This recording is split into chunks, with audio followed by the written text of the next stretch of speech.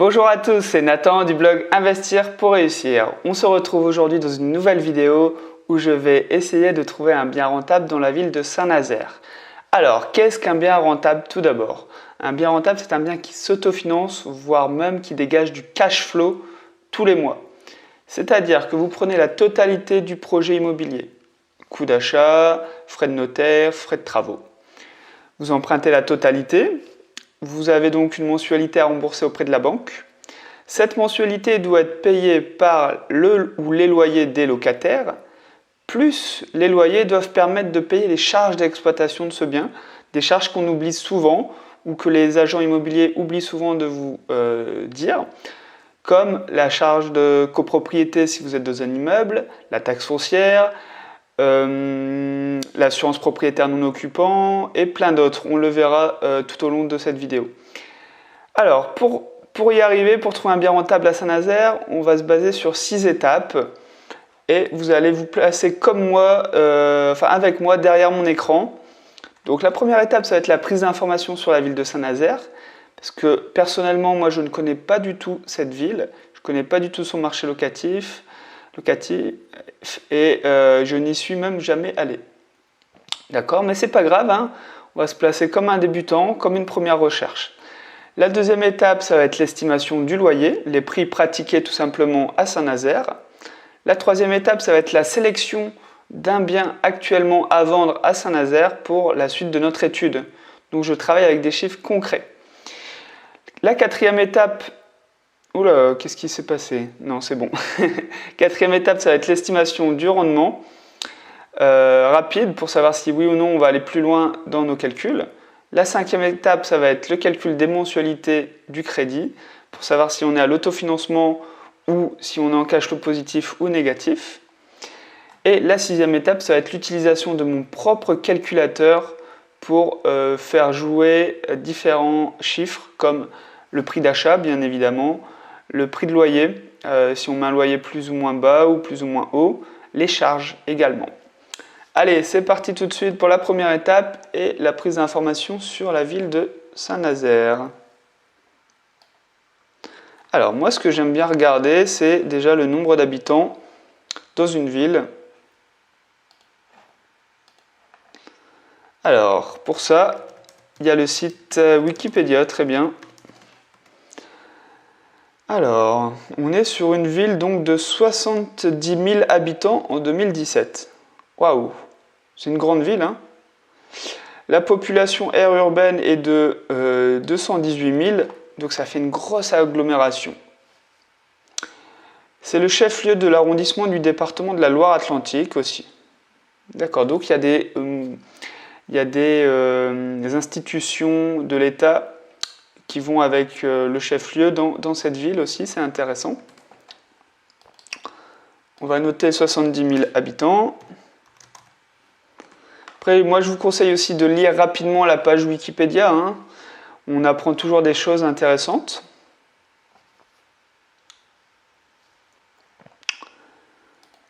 Donc là, on apprend que les chantiers de l'Atlantique de Saint-Nazaire sont l'un des 6 sites au monde à construire des grands navires de plus de 300 mètres. Donc il y a une vraie expertise à Saint-Nazaire sur la construction de bateaux, grands bateaux.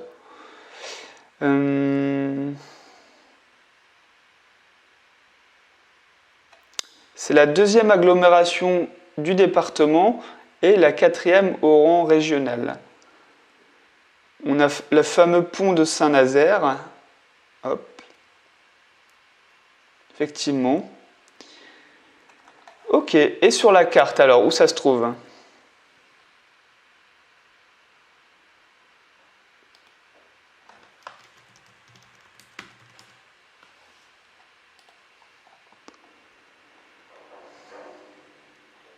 D'accord.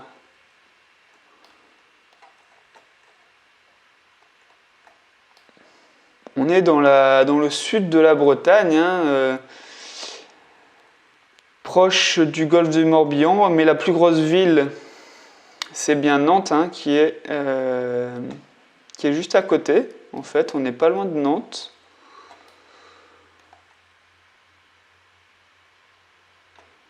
D'accord.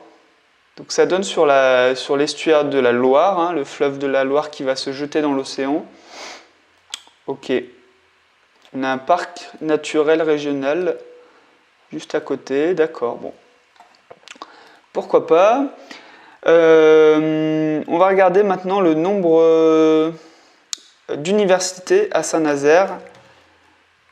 Pourquoi? Parce que les étudiants sont souvent des très bons locataires. Premièrement parce que ce sont les parents qui payent, donc il n'y a pas de risque d'impayé. Et deuxièmement parce qu'ils ne sont pas une source de problème en fait. Ils ont des situations simples, ils sont là pour 2-3 ans. Après ils partent, ils ne vont pas demander à refaire la cuisine, ils ne vont pas demander à repeindre les murs. Vous allez plutôt être tranquille. On voit qu'il y a 2 IUT. L'IUT de génie civil et un IUT plus général, j'ai l'impression, de Saint-Nazaire. Partenariat avec Nantes, hein, du coup.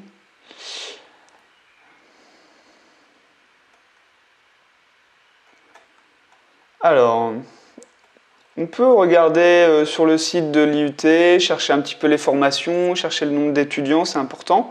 Ou alors on peut aussi taper directement le nombre d'étudiants Saint-Nazaire dans Google.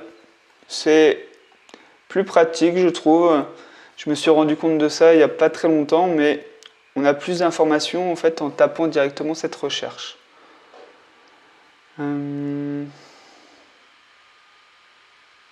Après, ça dépend des villes, hein. Des fois, il n'y a pas beaucoup d'informations.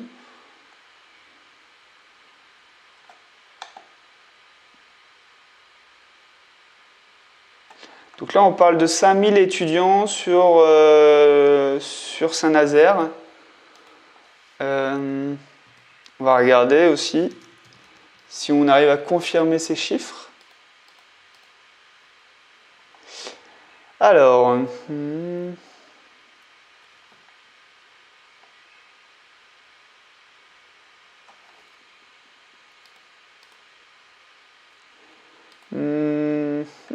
non, j'arrive pas à confirmer. Donc là, on a juste une information de 37 000 habitants, 37 000 étudiants sur Nantes, Saint-Nazaire et La Roche-sur-Yon, mais ça ne nous dit pas combien à Saint-Nazaire.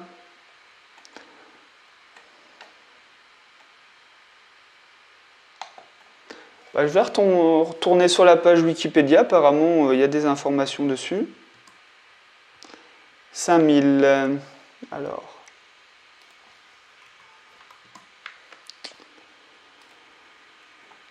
Alors, le pôle universitaire de Saint-Nazaire fait partie de l'université de Nantes, parmi les plus grandes universités françaises avec environ 35 000 habitants, dont près de 5 000 sur le pôle universitaire de Saint-Nazaire. Ah oui, le campus de Saint-Nazaire est composé de 4 domaines universitaires, Gavi, Océanie, NLEX et la cité scolaire. Ah d'accord. Ok, donc... Il y a quand même une grosse cité universitaire de 5000 personnes. Hein. C'est pas rien. On retrouve ici en fait cette cité U, qui est vraiment pas si loin que ça du centre-ville en plus.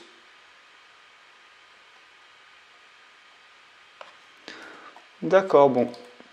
5000 étudiants, il va falloir aussi un peu creuser, parce que s'il n'y a que des DUT, donc des Bac plus 2, en général, ces étudiants logent chez leurs parents parce qu'ils n'habitent pas très loin. Par contre, s'il y a des écoles un peu plus supérieures, Bac plus 5, là, ça agrège un peu plus de personnes de la France entière. Donc, ces personnes ont besoin de se loger. On va regarder les hôtels.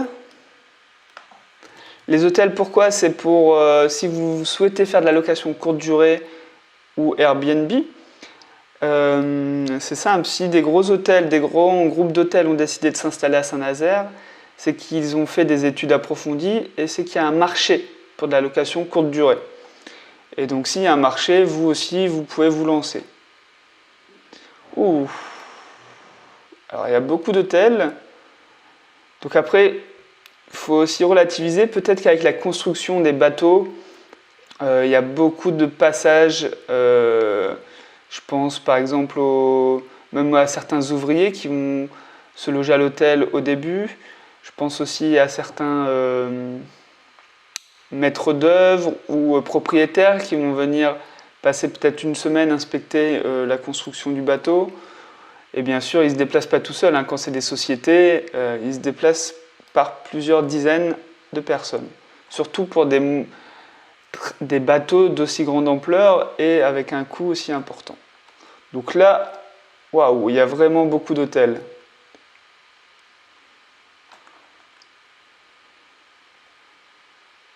Je compte au moins une vingtaine d'hôtels. Voilà, ouais, une vingtaine d'hôtels. Donc c'est plutôt une très bonne chose pour vous si vous voulez faire de la location Airbnb. Hein. Plus il y a de concurrence, en fait, mieux c'est, ça veut dire qu'il y a un marché. Alors, est-ce qu'il y a un hôpital maintenant dans la région de Saint-Nazaire?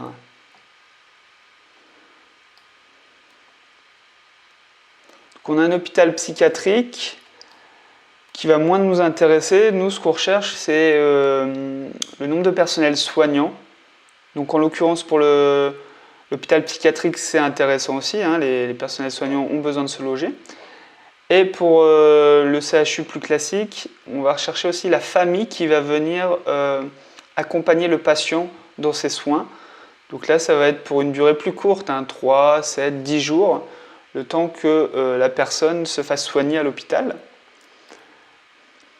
Mais c'est aussi une source de locataires quand vous faites de la location Airbnb. En plus, un hôpital, ça brasse toujours énormément de monde. Vous ne risquez pas que le quartier tombe à l'abandon quand il y a un hôpital. Hein. Alors, on va essayer de chercher du coup les chiffres clés pour savoir combien il y a de personnes qui y travaillent et combien il y a de lits proposés.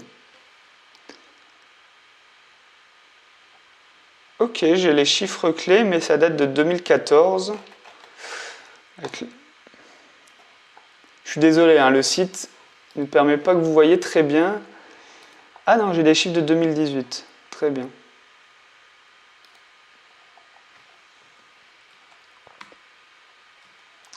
Alors,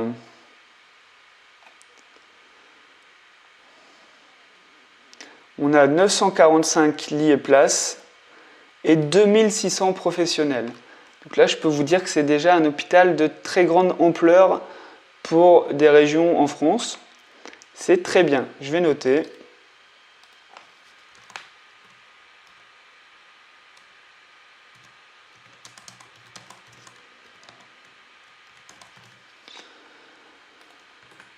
Très très intéressant. Il y a un bon marché de l'emploi.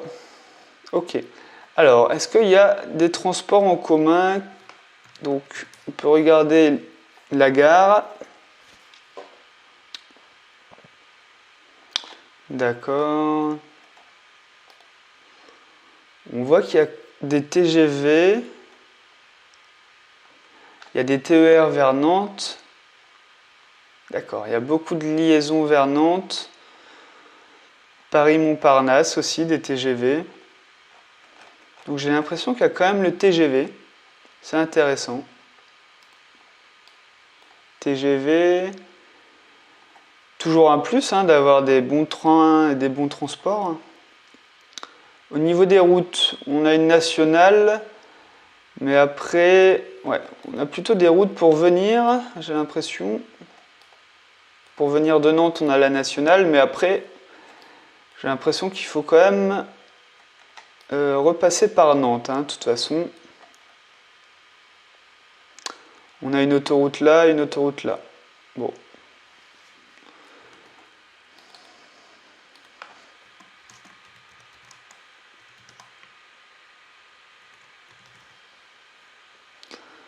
Ok, bon.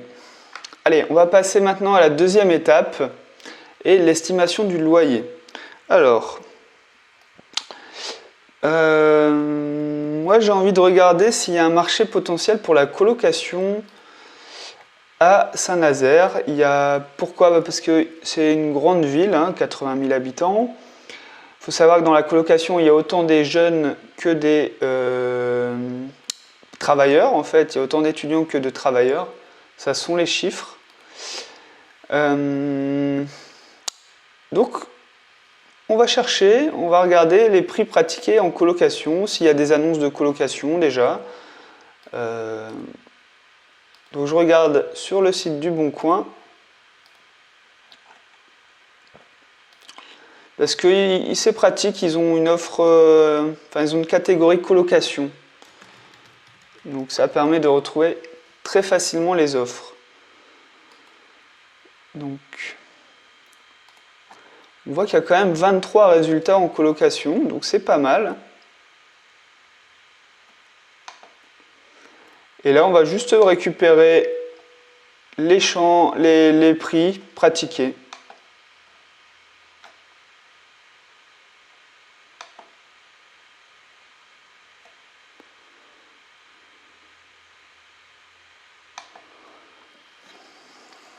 Alors,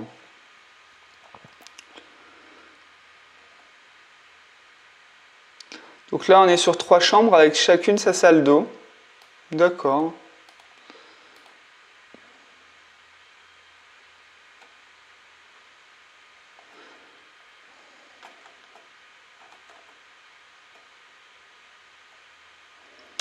Ok. Donc en lisant les annonces aussi, vous allez en apprendre sur la ville. Là, il parle d'un petit immeuble près du paquebot. Ok, donc ça doit être un endroit connu. L'hypercentre. Ok. Donc on va noter 72 mètres carrés, 3 colocs, 350 €.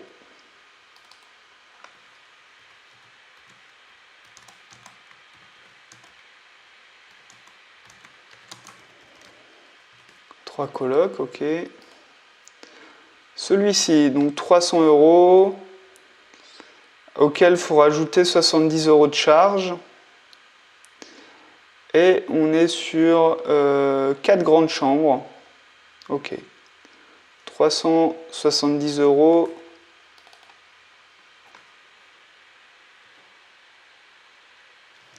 Je me suis trompé là, c'était 350, première annonce. 110 mètres carrés, 4 chambres. Ok. Ici, on est à 370 € charges comprises pour 2 personnes. Ok. 53 mètres carrés.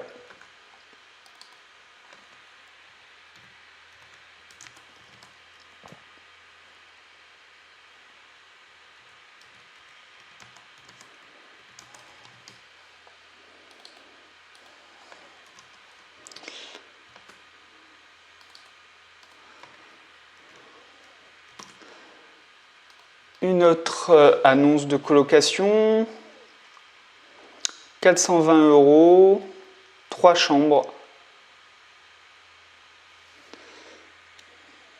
Ok. 420 €, 3 chambres et combien de mètres carrés? 75 mètres carrés.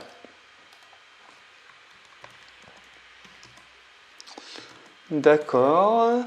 Assez cher, enfin un peu plus cher que le reste du prix du marché. Ici, on a une colocation de 6 jeunes dans une grande maison, 380 €.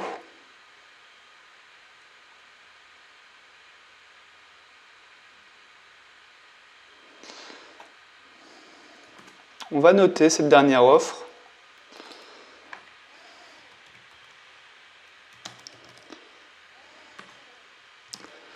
Une maison de 150 mètres carrés, 6 chambres. Ça commence à faire pas mal de colocataires, ça. Donc, pour résumer, on va devoir estimer un prix, le prix d'une chambre en colocation. Donc, on a du 350 € à du 420 €. Donc on peut partir sur du 370 € par chambre. Ça ne sert à rien de prendre des chiffres trop élevés, parce que si on n'arrive pas à louer, eh ben, c'est la cata dans les chiffres et en réalité. Donc 370 € par chambre, c'est un loyer sécure, je pense, qu'on va pouvoir louer à ce prix-là à Saint-Nazaire. Allez, on passe tout de suite à la troisième étape, la liste des biens à vendre. Donc pour de la colocation, moi je conseille de chercher des biens pour 3 ou 4 personnes, voilà, pas moins de 3 personnes. En dessous, ça devient moins intéressant. Mieux vaut avoir même 4 personnes, voire 5-6 personnes, et pour maximiser vraiment le rendement. Alors, j'utilise le site de Saint-Nazaire, le site de Bien Ici, vous allez comprendre pourquoi. Alors j'espère que pour 250 000 €, je vais trouver mon bonheur.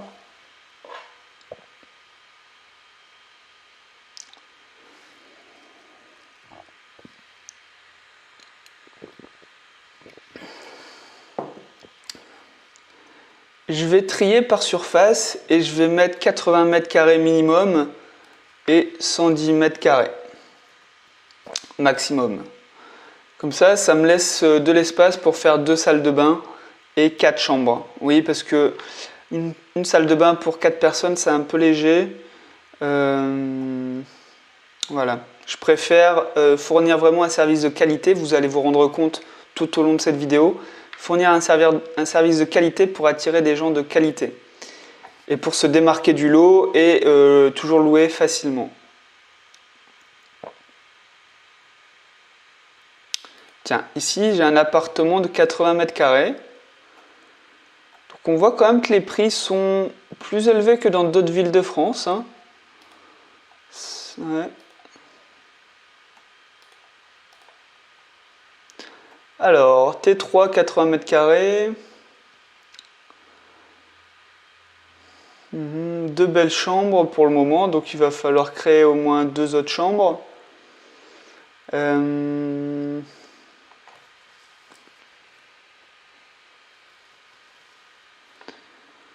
Charge annuelle de copropriété 800 €. J'ai l'impression qu'il y a un balcon. Ça, c'est un avantage. Ok, on va noter. Hein. 160 000 €, T3 et 80 mètres carrés. Dommage qu'il n'y ait pas 10 mètres carrés de plus. Ouais. Alors je regarde directement les prix les plus bas hein, parce que c'est en achetant bas qu'on fait des bonnes affaires. Hein. C'est pas en achetant au prix du marché qu'on fait des bonnes affaires. Ça c'est une erreur. Parce que acheter au prix du marché, dans 99% des cas, ne vous permettra pas d'être rentable, tout simplement. Vous achetez trop cher pour obtenir de la rentabilité. Ok, donc là on a un appartement dans son jus, comme j'aime dire. Ça veut dire qu'il il a été habité pendant un certain nombre d'années sans travaux, sans rafraîchissement. D'accord, donc 85 mètres carrés, 179 000 €. Quand même bien plus cher que le premier.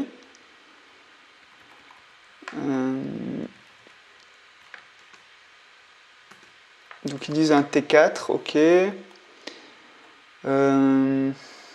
200 000 €.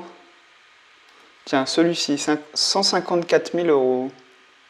87 mètres carrés. Quartier de Bellevue. Une agréable maison, d'accord, sur une parcelle de terrain. Ok, donc là c'est une maison.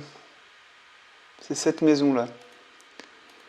Alors c'est vrai que moi-même j'ai investi dans les maisons pour faire des colocations. Hein.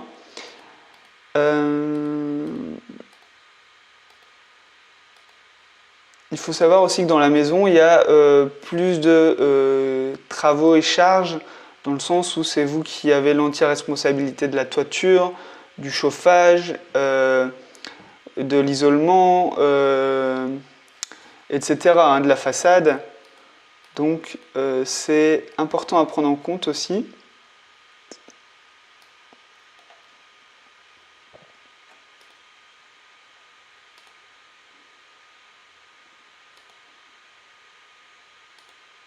Ok, là on a 3 fois la même annonce.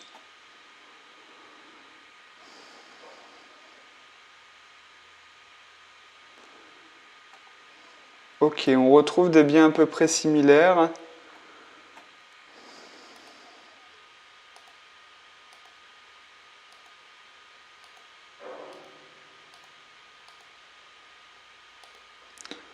Ok, bah pourquoi pas. On va noter aussi cette maison. 155 000 euros, 87 mètres carrés. Quand même la moins chère qu'on ait vue pour le moment.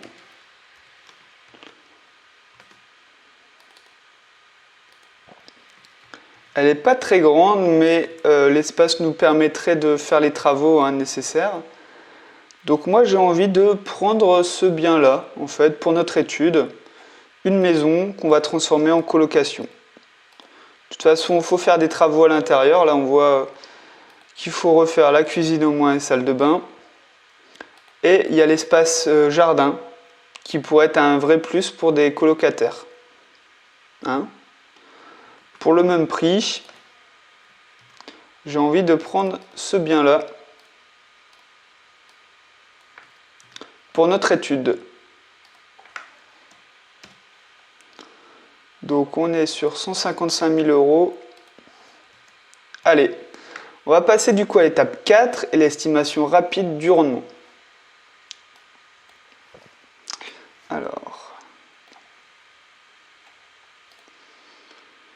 donc le coût d'achat 155 000. On ne négocie rien pour le moment, on prend les chiffres bruts. Les frais de notaire qui seront d'environ 7 à 8% du prix, donc dans les, je vais dire 12 000 euros. Pour les travaux, par contre, là, j'aime bien donner, moi, une petite règle, c'est 300 euros le mètre carré pour des petits travaux et 500 euros le mètre carré pour des gros travaux tels qu'une salle de bain, une cuisine, voilà, un déplacement d'un mur porteur, ouverture. Donc, nous, on va devoir créer 2 salles de bain parce qu'on va créer 4 chambres et donc, pour le confort des colocataires, pour créer une plus-value, 2 salles de bain, c'est bien. 2 salles de bain pour 4, c'est bien. On va aussi donc devoir faire 4 chambres. Donc il va falloir découper l'appartement. Bien sûr, il va falloir se rendre sur place pour voir l'aménagement, si c'est possible à aménager en 4 chambres avec 2 salles de bain. Des fois, c'est pas toujours possible, malheureusement. Mais bon, là, de toute façon, on est à distance, donc on va faire une simulation. Et on va devoir créer une nouvelle cuisine, une cuisine sympa. Ok, donc on peut dire 4 000 euros par salle de bain et 4 000 euros pour la cuisine. On arrive déjà à 12 000 euros. Plus la création des chambres, pardon, et la rénovation des chambres. Peut-être mettre un coup de peinture, refaire le sol, peut-être un peu d'électricité, peut-être un peu d'isolation. Donc on était à 16 000 euros. Je pense qu'on peut encore rajouter, on peut arriver à 30 000 euros. De toute façon, c'est dans ce budget-là. Moi, à chaque fois que j'ai rénové une maison pour 4 chambres, j'étais dans les 25 000, 30 000 euros de travaux. Donc, je pense qu'on peut partir sur une enveloppe de 30 000. On ne sera pas loin, je pense, de cette enveloppe-là. Ce qui nous donne un coût total d'achat de... donc, on est à 185 000... 197 000 euros. Fait un coût total de 197 000 euros. Le loyer, donc on avait dit qu'on pouvait louer à combien déjà? À 370 euros par chambre. Ok. Donc 370 euros x 4. On arrive à 1480 euros. 1480. Et donc là, on va regarder si on respecte la règle des 1%. Alors, c'est quoi la règle des 1%? C'est savoir si un mois de loyer correspond à 1% du coût total de notre investissement.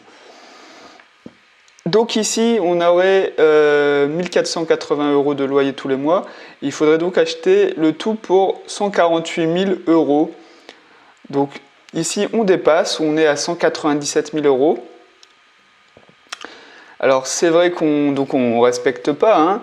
Cependant c'est un indicateur et il est très rare d'atteindre le 1% dans les premiers calculs d'un investissement. Et en fait, plus on se rapproche, plus c'est une bonne chose. Et là je trouve qu'on est quand même pas si loin que ça du 1%. Et donc on va aller plus loin. Parce que je pense que ça mérite vraiment d'étudier ça en détail. Allez, on passe tout de suite à l'étape numéro 5 et du coup le calcul des mensualités. Pour le calcul des mensualités, on récupère le prix total, le coût total d'achat, donc 197 000 €, le loyer estimé, donc 1480 €. Il va falloir enlever environ 30% sur ses revenus bruts estimés. Pourquoi? Parce que déjà la banque va appliquer cette marge de 30% ou ce rabais de 30% parce qu'ils savent que vous allez avoir des travaux de réparation à faire, ils savent que vous allez devoir payer les taxes foncières, les charges de copropriété. Donc là, non, on n'en aura pas vu qu'on est dans une maison. On n'a pas de copropriété, mais on va avoir peut-être les frais d'agence, si on fait gérer. On aura peut-être des impôts. Donc, la banque enlève 30% automatiquement et c'est plutôt une bonne chose. Donc, nous aussi, on va faire la même chose. Donc, si on enlève 30%, ça nous fait à peu près du 1030 €. 1030 € net estimé.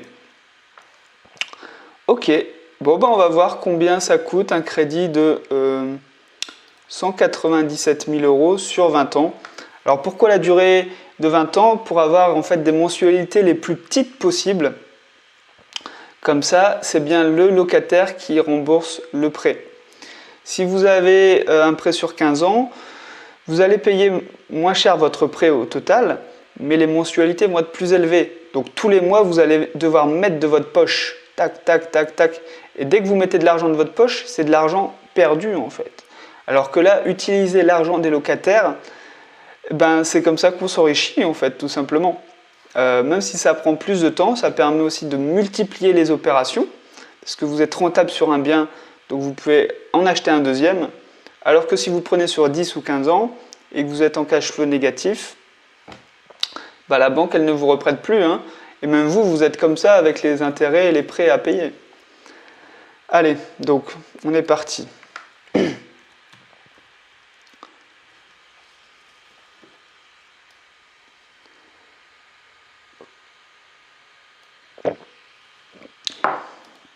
Alors, pour le taux d'intérêt, nous, on va emprunter la totalité. Hein. Donc, il va falloir lâcher sur quelques points auprès du banquier. Et on peut faire baisser le taux d'intérêt, on peut l'augmenter, hein, viser plutôt à 1,8. Il n'y a pas trop d'écart. Hein. Vous voyez là, on aurait 988 € de mensualité. Et à 1,8, on aurait 1034. Donc c'est que 50 € de plus tous les mois. C'est pas grand chose hein, par rapport au nombre de points d'écart, hein, 0,5 points d'écart. Par contre, on va réussir à rattraper un peu cette hausse en faisant diminuer ce taux d'assurance. Hein. La meilleure taux se trompe. Hein. Vous pouvez avoir un taux à 0,1 avec la délégation d'assurance sans problème. Et du coup, on retombe à 994 €. Donc, mensualité de 994 €. Est-ce que le loyer est supérieur aux mensualités? Eh bien oui, on est tout juste au-dessus. On estime à 1030 € nos revenus nets et on aurait des mensualités de 1000 €. Donc on est à l'autofinancement, on dégage un petit billet de 40 euros. Bon, on est à l'autofinancement, c'est déjà bien, hein. Le premier chiffre, on n'a pas négocié, on a fait une estimation avec des loyers assez bas. Par contre, on va passer du coup à la 6e étape et là on va prendre en compte un peu plus les frais et les charges réelles qu'on va avoir.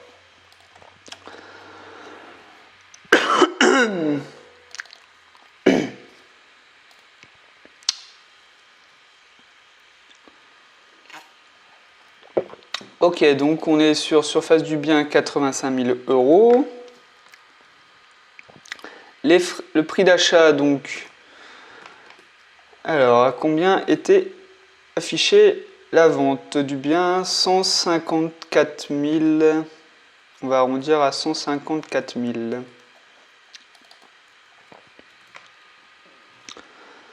Les montants des travaux, 30 000 euros.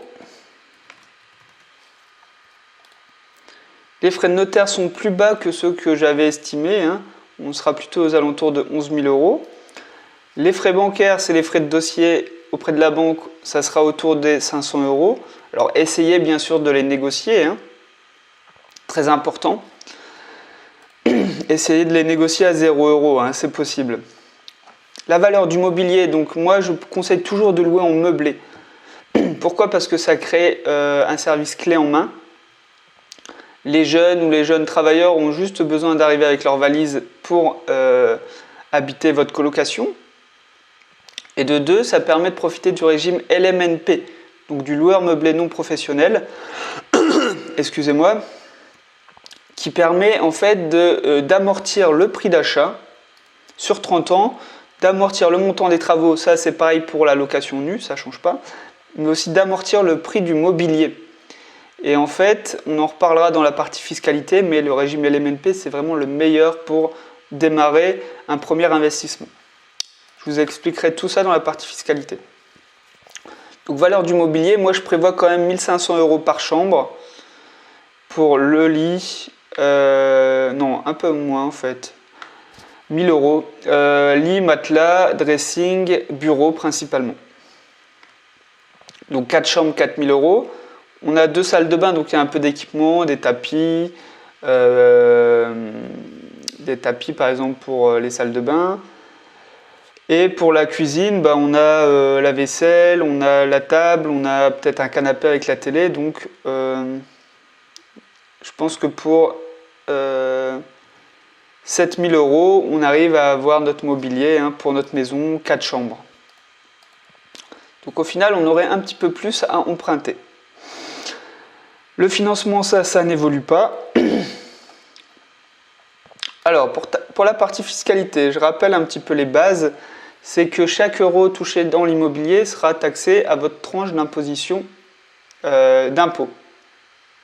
Donc, cette tranche, elle est définie par vos revenus de salarié. Les plus connus, c'est 14 ou 30%. Et donc, si on prend un exemple à 30%, chaque euro sera taxé à 30%. Plus, il faut rajouter les prélèvements sociaux, la CSG de 17,2%. Donc, ce qu'on arrive à des impôts de 47,2% si vous êtes à une tranche de base à 30%. Et là, je parle de chaque euro touché, hein, ce n'est pas chaque euro dans votre poche. Parce que dans ces euros touchés, vous devez payer votre prêt, par exemple. Hein, et ben, ces euros-là sont taxés quand même. Donc, ça peut vraiment rendre un investissement complètement non rentable, voire être une charge supplémentaire et vous coûter vraiment beaucoup d'argent les premières années, le temps d'exploiter le bien en fait. C'est pour ça qu'avec le régime LMNP, vous amortissez en fait le prix d'achat sur 30 ans et la valeur du mobilier sur 7-8 ans. Plus si vous faites des travaux comme ce qu'on a fait, ce qui vous permet de ne pas payer environ d'impôts pendant 5-6 ans parce que vous allez avoir du déficit à amortir. Vos revenus seront là et votre déficit sera là. Et votre déficit vous permet du coup de ne pas payer d'impôts les 5-6 premières années parce que vous avez fait des travaux et que vous êtes en LMNP. Voilà. Donc vraiment, s'il faut résumer, je vous conseille le LMNP pour votre premier investissement immobilier. Vous aurez l'avantage de créer un service clé en main et aussi de bénéficier d'impositions plus faibles.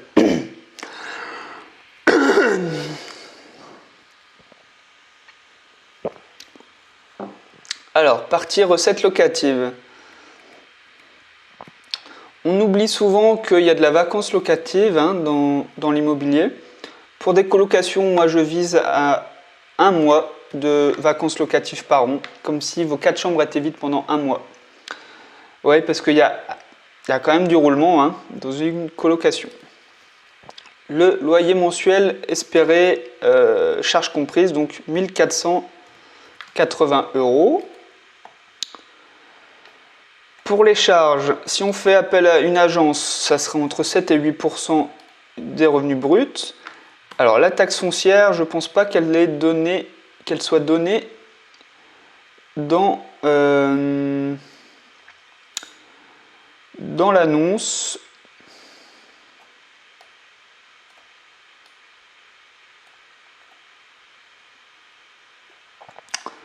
Non, on n'a pas d'idée sur la taxe foncière, donc il va falloir faire une estimation. Pour une maison, bon, j'espère qu'on va payer 750 €, pas plus. Les réparations, alors, surtout pour de la location meublée, et même en location nue, ça va très très vite les travaux.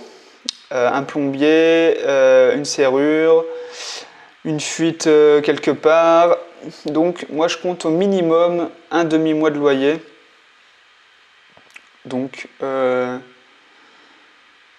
750 € pour résumer. Alors l'avantage c'est qu'on ne va pas avoir de charge de copropriété. Cependant si on fait de la colocation, peut-être que vous allez faire un forfait de charge ou des provisions, c'est à voir. Donc avec le forfait, en fait, vous n'allez pas pouvoir régulariser à la fin de l'année, mais au moins c'est simple, tous les mois, ils payent une certaine somme. Et avec la provision, vous régularisez à la fin de l'année, par exemple l'eau, par exemple... alors l'électricité, on ne peut pas refacturer, mais rien que pour l'eau et par exemple la taxe d'ordures ménagères. Donc je vais quand même rajouter un petit 250 €. C'est sûr que cet argent va partir dans l'exploitation de votre bien, de toute façon. C'est une provision, peut-être pas cette année, peut-être pas l'année prochaine, mais ça va très vite. L'assurance propriétaire non occupant, donc pour une maison, une colocation, moi je paye dans les 200 €, donc vous paierez dans les 200 €. Les frais d'entrée-sortie, pour chaque changement de locataire, moi je paye aussi je paye 75 € par changement de locataire.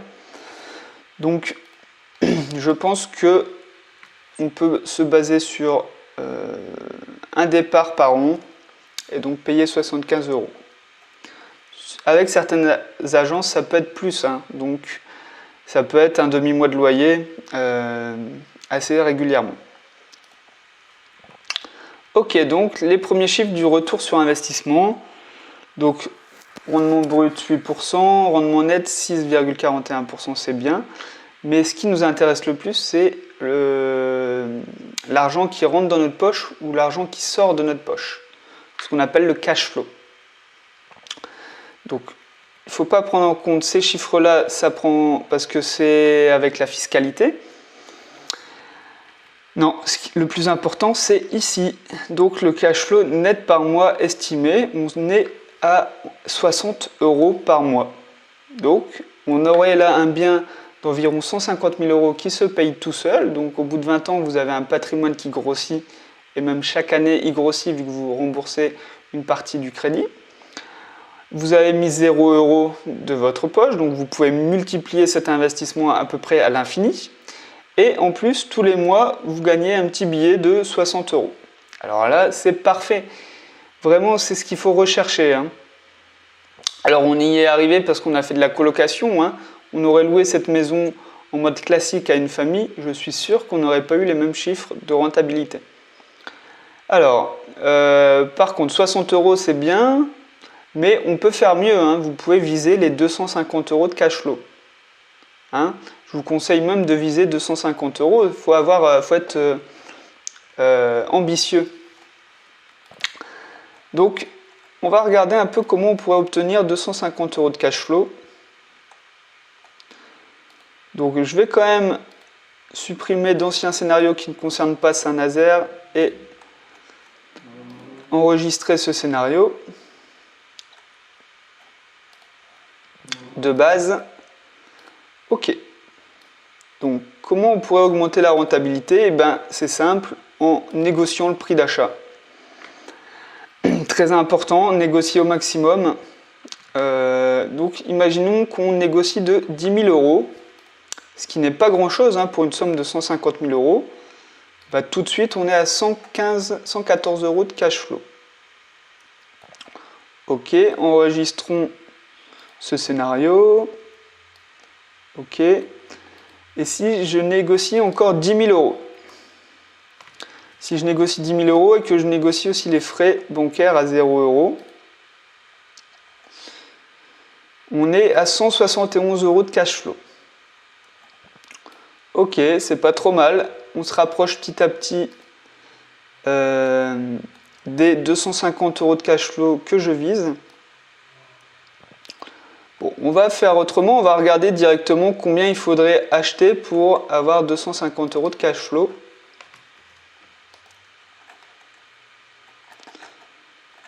Donc,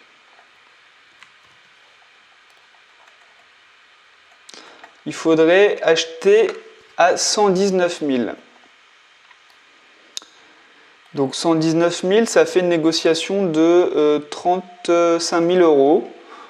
Et bien 35 000 €, j'ai envie de dire que c'est possible. Hein. C'est possible. Oula. Ok. Comment on aurait pu faire aussi? On aurait pu réduire nos charges. Donc en réduisant surtout les frais de gestion, mais bon, faut choisir entre s'en occuper soi-même et passer du temps ou faire gérer. Moi je préfère faire gérer quand même pour garder ce temps et le réinvestir dans d'autres biens immobiliers tout simplement.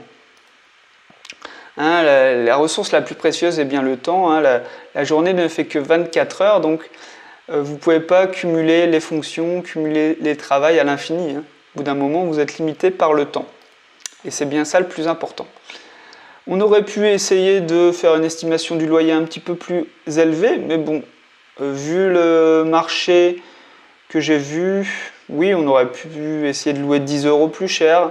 Ça fait 40 €, c'est toujours ça. Mais bon. Je ne vais pas aller plus loin parce qu'on a déjà des chiffres intéressants et je vais comparer les scénarios. Donc grâce à mon outil, on peut comparer différents scénarios. Et donc, on peut voir que notre premier scénario de base sans négociation et on augmente petit à petit en fait en négociant 10 000 €. On arrive à un peu plus de 100 € de cash flow. Encore 20 000 € du coup on arrive à plus de 150 € de cash flow. Et puis les 250 € de cash flow sont atteints si on négocie 35 000 €. C'est vrai que j'ai oublié de dire qu'il fallait vérifier aussi le coût des travaux. Demander au moins à 2 artisans 2 devis différents pour avoir une estimation des travaux. C'est important. Et sinon, si vous êtes à Saint-Nazaire, je pense que vous avez une idée un peu de comment on peut calculer la rentabilité d'une colocation. Donc si vous avez aimé cette vidéo, n'hésitez pas à vous abonner à ma chaîne YouTube. Vous pouvez aussi télécharger dans la description mon guide immobilier dans lequel je donne 7 astuces pour faire la bonne affaire en immobilier. Donc ne ratez pas l'occasion de gagner des milliers d'euros en téléchargeant tout de suite mon guide. Et puis avant de vous quitter, n'hésitez pas non plus à mettre en commentaire le nom de villes dans lesquelles vous aimeriez que je fasse le même type de vidéo. Et c'est terminé pour aujourd'hui. Bons investissements à tous. Moi je vous dis ciao, à la prochaine. Allez.